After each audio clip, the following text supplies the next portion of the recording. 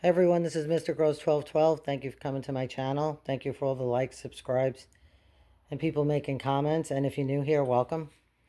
Okay, so this reading today is going to be for Earth signs. That's Taurus, Virgo, and Capricorn. Some of you may have been texting your ex.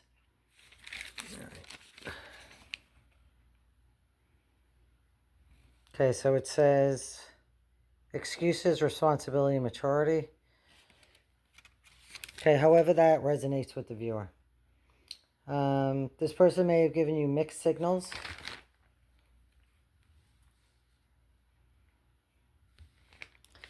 Okay, they act warm then cold. You left guessing their intentions.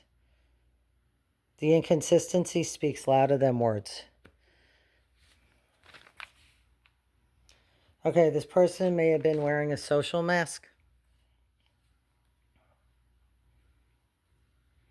All right, it says someone hides motives behind politeness, makes mask slip under pressure.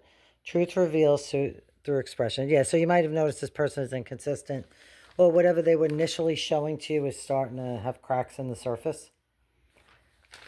Okay, so the next card, 22 might be significant. Card says numbness. Escaping emotions with substance isolates you. Numbing emotions through substance and losing touch with your true self. Restoring clarity is the first step to rebuilding trust. Yeah, so maybe, you were just in a phase where you were trying to numb out and you ended up with this person. You really weren't paying attention. So the way to improve the situation is start to get clarity on what's going on. And probably laying off the substances will help you do that. Okay. All right, so sometimes it's just bad decisions.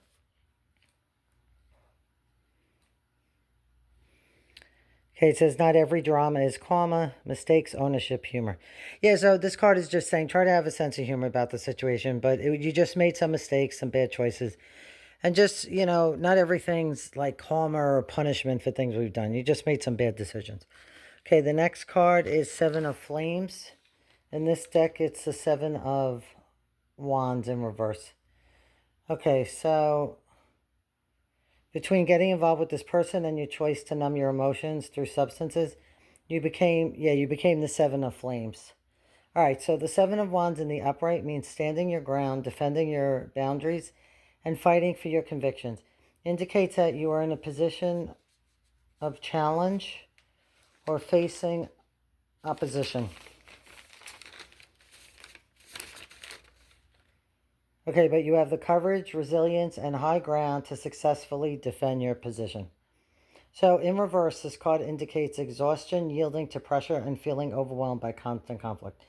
It often signals that you are fighting unnecessary battles, lowering your boundaries, and struggling to hold your ground.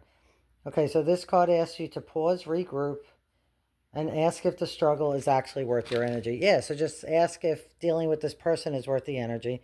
And also the other card talked about clarity. So, yeah, so it's time to just relax and regroup and just see what you want to do. See if it's even worth your energy. All right, some of you may have felt you had a lack of choices with the Seven of Cups in reverse.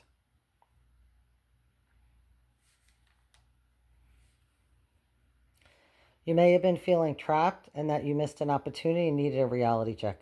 That may explain why you got involved with the mixed signals person and were using substances to numb yourself. The viewers were overthinking. You had racing thoughts, insomnia, and loops. I love this deck with the skeletons. It's funny. All right, the choices you make card.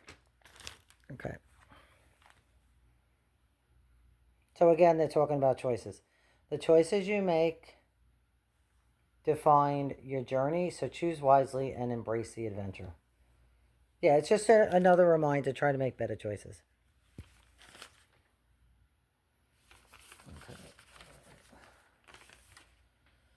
Okay, money mindset shift.